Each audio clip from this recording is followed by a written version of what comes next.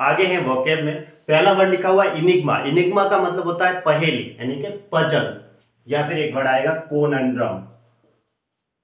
कोनंड्रम का मतलब होता है पहेली, है ना। ऐसे एक उलझन है जिसे हम कहेंगे क्वांडरी, एक संकट या मुसीबत, इस तरीके से उलझन है ऐसे। पजल। एनिग्मेटिक का मतलब होता है मिस्टेरियस, क्या कहेंगे, मिस्टेरियस, रहस्यमय, या फिर कोई गूढ़ है, कोई छिपी हुई बात है, जिसे हम कहेंगे आर्केन। या फिर एक होती है पेचीदा पहेली, तो पजलिंग। एंग्रोस का मतलब किसी चीज में लीन रहना, यानी इन्वॉल्व कहेंगे, क्या कहेंगे, इन्वॉल्व। बस ये सिंपल वर्ड। एंजॉइन का मतलब होता है आदेश देना, यानी कि कमांड, और अगर मना करना है तो फॉरबिड, डिनाई, गैंसे, ओके। या फिर निषेध या मना करना, यानी गैंसे, डिनाई या फॉरबिड, ऐसे। रेपुडिएट, रेपुडिएट का मतलब अस्वीकार करना, और कमांड करते हैं तो ऑर्डर मिल रहा है, आदेश देना। एनमिटी का मतलब क्या होता है, हेट्रेड, घृणा, और शत्रुता के लिए एनिमोसिटी, एवर्जन।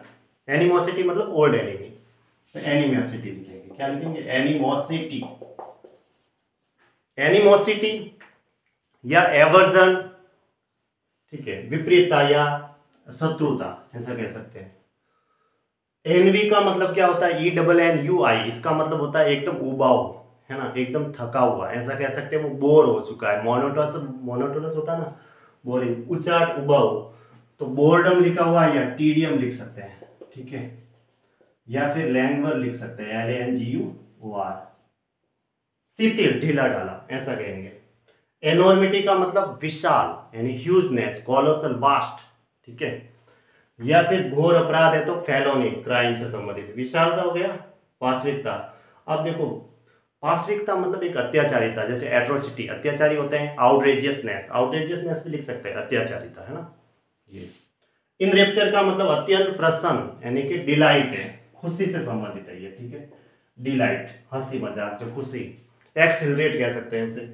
इन रेप्चर दोनों सिनोनिम्स, हाँ।